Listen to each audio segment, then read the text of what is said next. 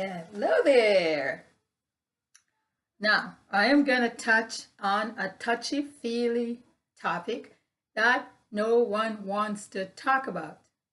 And that is why I wrote this book called Credit Power, Stay in the Black. Now, it is a very good book, a little handbook that you can pick up. You can get it at Amazon and you can give it to your kids going off to university or college. You can pick it up for yourself, and it basically just cut through the chase and it just get to the bottom of what's going on and why it is important for you to have good credit and all the money that you lose in paying high interest rates because your credit is not good. And you might be wondering, what does she know about telling me about my credit?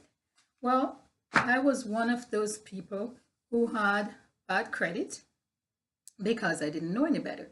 And if I don't know if you've been one of those people who worked in a collection agency years ago, and there was a woman who said when you called to remind her or to let her know that she's gonna have to pay this bill, and that person said, why don't you just put it there with the rest of the bills that's there? Doesn't make a difference anyway. That was me because I didn't know any better. And when you don't know any better, then of course you're going to do silly things. So when you know better, you do better. And I've done better since then. I've worked in the financial industry for many years. I've worked, that's of course after the fact. I've worked in mortgage. I've worked as a mortgage agent as well. So I've seen the good credit, I've seen the bad credit. I've seen the credits that get the highest interest rate ever, and I've seen the ones that get the best interest rates. I've seen people who would lose out on nice, good deals because the credits were not up to the mark. In our company, we've had people that would come in, it's their dream home, and they would go home and they're so disappointed because they could not close their deal. And sometimes, let me tell you, they would pull that credit right on the day that that deal is supposed to be closed. And of course, you can imagine it's total chaos. So this is why I'm here today, and that's why I wrote this little handbook, so that our kids and your kids don't have to get themselves into the mess that we got ourselves into because we didn't know any better. So when you know better, what do? You do better. So today, it's not going to be a long video today, but I'm going to be doing these little videos here and there. So it is very good for you to click on the subscribe button on the button there, so that you'll know when there is a video that's uploaded. Okay, so click on the subscribe button, click on the like button as well, because I will be sharing more videos to help you to get your dream home, to help you to build your credit, to get your credit back on par if it's not, to help you to get your first credit card, how to go about getting your kids their first credit cards, and if you have bad credit already, to help you to get your credit back on track, and also to get you your first credit card, to help you to build your credit to get your credit back on track. Okay, so today is going to be a short video just talking about just a few of the things that you're going to have to do, and a couple of the, I'll just touch on a few things that that helps you to get your credit on track. And let me tell you that there are the two major things that the banks looks at when you go to apply for credit or a mortgage or whatnot. Is your first one is going to be your payment history. Your payment history is the most important. It is 35% of your actual credit score. 35%, your payment history. So pay your bills on time. It is very, very vital for you to pay your bills on time.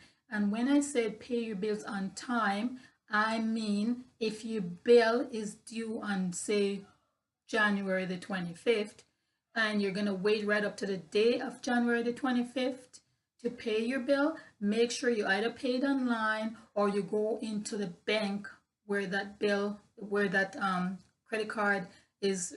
So whichever bank that credit card is with, say if it's Toronto Dominion Bank, or I don't know, in America, I don't know, Chase or something, then you have to go inside that bank and you have to pay it there. Now, your best bet is to pay it before the date, but I always stress to my clients, I say pay it on or before the date. Okay. So those are, and the next one that that is weighed heavily as well. So the payment history is weighed heavily. It's 35%. So please, please, please pay your bills on time. Okay. And so, of course, the next one is how you use your credit card. So don't max your card out. I didn't know all these things, okay? So don't max it out. Your best bet is to use 30% or less. So don't max your card out. Don't say, oh, well, I have this credit card, it's $1,000. I've seen that.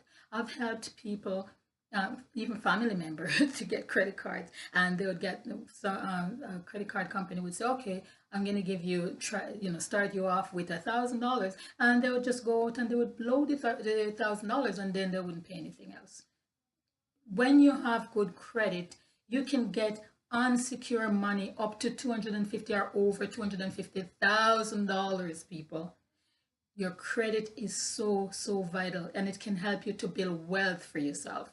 But we don't know these things, right? Because they don't teach us in school. There's not a course. They're always at the college and universities handing out our kids' first credit cards to them. I remember when I was going to college, and there would be people from banks sitting there in of course in little desk, and they're handing us credit cards. Okay. But there was nobody to say, okay, so now you have this credit card. I'm sure it's in fine print somewhere when you get the package with the credit card in there. But how many of us are going to read it? We're just going to be looking at it going, oh, this is a $500 credit card. More than likely, they would start us off with like $500. And of course, as you use it and you pay on time, then they would increase it. And that's unsecured. It's not secured against a car or house or anything. It's unsecured money. And this unsecured money can go up to over 250,000 or more in unsecured money, as long as you know how to use your credit card and you're using and paying it on time. Payment history is the length of time that you've been paying your credit on time. Okay, and the credit utilization, how you use your credit card. Don't max it out. You use it 30% only. Okay. If there's an emergency, the furnace went out, something happened, and you have to use your credit card. Well, of course, a lot of us don't have that emergency fund, so we see our credit card as that emergency fund. And sometimes it happens. If you have a credit card, say $10,000, that's a nice little emergency fund right there. But if you don't need it, why are you going to use it to buy clothes? Is that important? So I don't see that as important to use your credit card just to stock up on clothes that you don't even need anyway, right?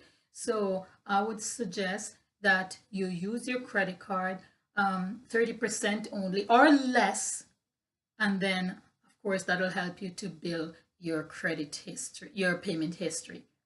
Okay, the length of your credit, that's another one, but we'll touch on those on some other time. Okay, but those the two major ones are credit utilization and the length, the payment history, your payment history. So payment history is 35% and credit utilization is 30%. So, and don't forget to click on the button there, on the subscribe button, so that you can know when I upload some more videos like these. I'm going to be telling you so much that you're wondering, do I still need that book? Yes, you do. because at least it's a nice little handbook. It's something to have. So you can, it's a little reference book. So it's in, you can get it in printed form on Amazon, as well as there's an ebook as well. And the ebook is pretty cheap. So you can get it. The name of the book is Credit Power. My name is CJ Thomas. I'm the CEO of CJ Thomas Management. I've worked in the mortgage industry for many years and also in the banking industry for many years as well. I've had several businesses as well, so I do know the business side. I've worked in on so many different levels in the financial industry, so I know what I'm talking about, and I can actually help you. Okay, so I actually do credit coaching as well as my little talk here. I'm going to be doing these little talks very often to continue to educate. And when I realized how important this was and that so many of us don't know, so many of us don't know because nobody taught us these things. These things are, and when you look at it, and it seems so simple, but it's not, because I know that there are so many people who think once I pay my bill in January, it's okay, and I pay it in February, it's okay. No, they actually give you a date. There's a date attached. You look when you get your bill, you look on it, and it's gonna say right there. It's gonna say payment, the date of payment, due date. On that due date, they expect to have the money there, not a day, 2 days, 3 days after. No, they expect to have it on the due date or before. Your best bet is before, but of course, I know how it is. Sometimes you can't come up with the money. So please don't forget to like and share this video with your friends so you can help them as well. And of course, thanks for watching and have a super day. And don't forget to click on that subscribe button. Okay?